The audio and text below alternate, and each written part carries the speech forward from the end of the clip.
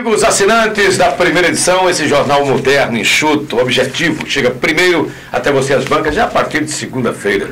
E nós aqui não poderíamos deixar de estar tendo o privilégio de passar para você também detalhes, ou pelo menos alguns comentários rápidos, sutis, sobre as principais manchetes deste grande Jornal das Alagoas. Essa é a edição do primeira edição da semana que vai de 9 a 15 de janeiro. Como manchete, uma das manchetes principais, temos o secretário de Educação, advogado Adriano Soares, emitindo uma opinião sobre ficha limpa. E diz claro e nitidamente: ficha limpa é lei estúpida e ainda será revista pelo Supremo Tribunal Federal. Aliás, está sempre sendo revista, é sempre polêmica, é uma lei que chegou, não decolou na hora certa, e aqui Adriano, como um grande técnico, principalmente do direito eleitoral, ele mostra que essa lei tem eivas e defeitos, tais como crimes de pequena monta ou potencial ofensivo menor, sendo penalizado pela lei, ou seria penalizado pela lei, ou será quando entrar em vigor, com penas severas. Eu quero acreditar que para improbidade administrativa, para se fazer um elemento ficha limpa, a questão de ser maior ou menor o potencial ofensivo, vai ver que o legislador, atendendo aos apelos da sociedade, querendo não o pequeno ladrão, nem o grande ladrão no poder, porque, meu caro colega, secretário Adriano Soares, não há mulher mais ou menos grávida, e não há também o elemento mais ou menos ladrão. Eu entendo mais ou menos o que Vossa Excelência quer dizer, mas acredito que para estar ilibado, cândido, como o próprio nome candidatura diz, límpido, transparente, honesto, mãos limpas, que infelizmente são poucos gestores públicos desse país, e aqui principalmente poucos que têm a dignidade de dizer que estão cuidando da coisa pública com as mãos limpas. São pouquíssimos, raríssimas exceções, e Vossa Excelência sabe muito bem disso. Mas até pondero, muito embora, repito, o espírito do legislador, dessa lei que Vossa Excelência acha que é descompasso total em cima das penalizações, não há o que olvidar em apontar para aquele que é improbo. Se rouba uma caixa de prego, ele pode roubar o cofre inteiro. Então, o legislador talvez andou bem nesse tocante. Mas como temos que ponderar e temperar penalidades, dosimetria de pena a partir da própria lei, Vossa Excelência vai ver lá que tem suas razões. Impunidade fez país virar paraíso dos corruptos, afirma advogado. É o também outro advogado, Zé Costa, que vez por outra já está aí com outdoor na cidade, acredito que já ensaiando uma candidatura para alguma coisa. Ele sempre está na mídia, mas não é nem por ser advogado, é porque é político, o direito sagrado dele, mas que está aqui afirmando que a impunidade é o grande incentivo para que o Brasil seja um país de ladrões. Como, doutor Zé Costa, o senhor há de convir também que essas imunidades parlamentares, das quais o senhor, inclusive, conhece muito bem, porque já passou pelo Parlamento Federal, já foi deputado federal, sabe muito bem o quanto isso é um veneno para a própria democracia, para o próprio Estado de Direito e para a conduta política dos nossos representantes.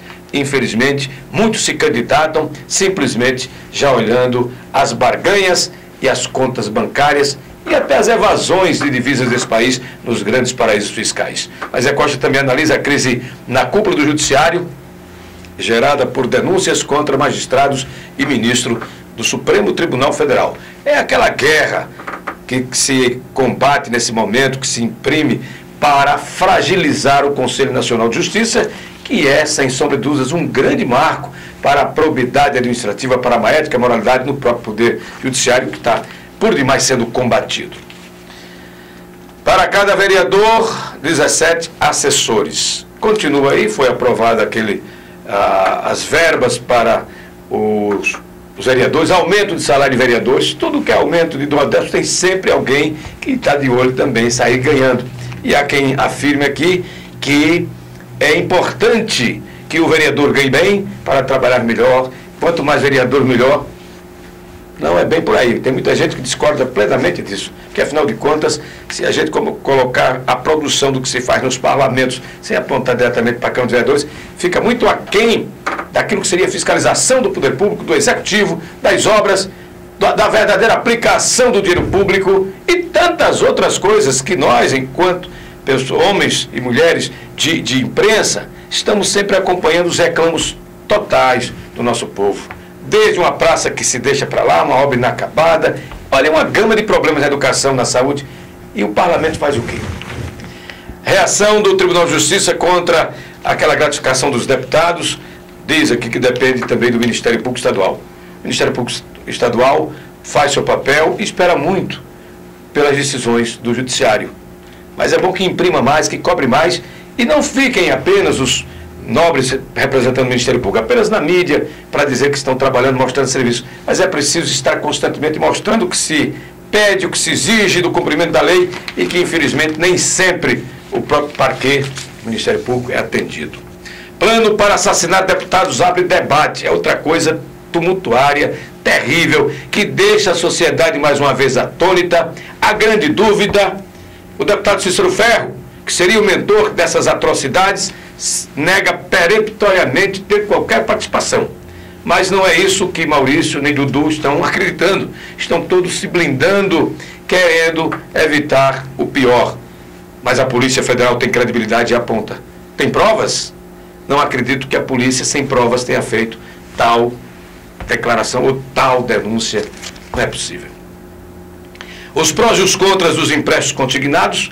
Empréstimo consignado é bom. Primeiramente porque o devedor ele não tem a obrigação de estar com a memória ou anotando na caderneta ou programando em agenda eletrônica o dia de pagamento. Nós sabemos que a grande maioria das pessoas odeiam pagar impostos e empréstimos. Mas pelo menos isso é segurança para essas entidades que trabalham com esses empréstimos. As factories principalmente. Mas o danado da história, o que é prejudicial em tudo isso, é que muitas vezes as entidades públicas, o poder executivo, não repassa o dinheiro do devedor, seu servidor, para essas entidades. O problema vai esbarrar aonde? Exatamente nas costas do pobre apanhador do empréstimo. Por quê? Vai ser negativado em função de um débito que deveria ser pago automaticamente e que nem sempre é. Não é o caso de hoje em dia. Mas já tivemos exemplos do próprio governo do Estado e gestões anteriores que o servidor ainda hoje, como também essas entidades financeiras, ficam a ver navios e o funcionário com a ficha suja. Mas tudo que você pode imaginar aqui do que é pró e contra de empréstimo consignado, primeira edição traz para você como informação e até prestação de serviço para orientar economicamente. Escândalos de barbárie continuam sem resolução, é um escândalo atrás do outro e desde o passado. E aqui também tem outra manchete que já fala sobre um outro ministro de governo que o poder público já está tentando blindar. Para não aumentar o leque, a relação de ministros improbos. O que é de improbidade, doutora Dilma Rousseff, é para botar para sarjeta. O que é de mau elemento no poder é para estar na cadeia. Não é para estar com essa história de blindagem. E a senhora que até fez uma asepsia rápida, mas já está aumentando a relação desses ministros improbos. Barbalho é um exemplo de que, historicamente, a impunidade, como lá Zé Costa disse agora há pouco, comentamos, está aí como marca indelével da história administrativa e política do nosso país. É lamentável. Malta diz que servidores devem ter bons salários. Hernani Malta, que é o presidente do Sindicato dos Trabalhadores do Poder Legislativo do Estado de Alagoas, pautando para que haja respeitabilidade naquilo que o próprio parlamento já aprovou de salários melhores desse pessoal, do plano de cargos e carreira dos servidores. Salários bons, sim, faz parte até daquilo que eu sempre invoco também, o princípio da dignidade da pessoa humana e do trabalhador e do servidor público. Chega de apontar todas as mazelas públicas de qualquer que seja o poder para o pobre sofredor servidor público. Alagoanos estão de luto pela morte de Anilda Leão, uma grande dama da literatura, da cultura de uma maneira geral, do canto lírico, uma mulher do teatro, uma mulher que teve um papel importantíssimo na luta, inclusive emblemática, em defesa dos direitos sagrados das mulheres. Uma feminista por excelência, uma aguerrida mulher de fibra e de luta. Estamos todos de lutos. O editorial O Governo deve primar mais pelas reformas. Parabéns aos editorialistas da primeira edição. Mais um tema por demais importante no esquecimento. A reforma, vamos começar pela reforma previdenciária. Quando é que a gente vai acabar com essa desonestidade com o trabalhador que deu toda a sua vida para trabalhar e na hora de se aposentar alguém leva, alguém rouba dele? E depois, não, deixa, não rouba mais não. Se a partir de agora não roubarmos mais dele, vamos deixar ele então, para que ele se aposente mais velho, ou seja, com o pé na cova. Vamos acabar com isso. Quando os senhores que estão no poder, estão sentados em cima do erário do povo brasileiro, não estão preocupados se levam pouco ou muito. Aliás, só levam muito. Mas estão levando do trabalhador. A Previdência é superavitária. Sim. Os trabalhadores que trabalham e contribuem, se fossem só deles o dinheiro, quando fosse pegar as suas aposentadorias, deveriam ter um aumento, porque tem dinheiro de sobra. Mas empurraram lá desde o tempo da ditadura, que criaram o fundo rural, colocaram para o trabalhador ativo pagar e o aposentado também. Os idosos desse país não tem fundo para isso, deveria ter um fundo específico. Desde o idoso do campo, como o idoso que não contribuiu, também urbano, com o salário mínimo. Mas que o governo, lá no início, já tivesse também criado um fundo para tal. Mas tirar de quem bancou, quem trabalhou e pagou a vida inteira, agora surrupiá-lo para fazer o quê? Além dos escândalos que a Previdência sempre teve nesse país, além de mais essa. A humilhação fere-se e morta o princípio da própria dignidade da pessoa humana, na hora de se aposentar, se humilhar para ganhar menos, tirar desse trabalhador o que lhe pertence, para dar quem não trabalhou. Teria fundo? Seria um fundo, ou fundos específicos para esses trabalhadores que me reportei agora há pouco. É lamentável que as injustiças sociais começam na própria Previdência Social.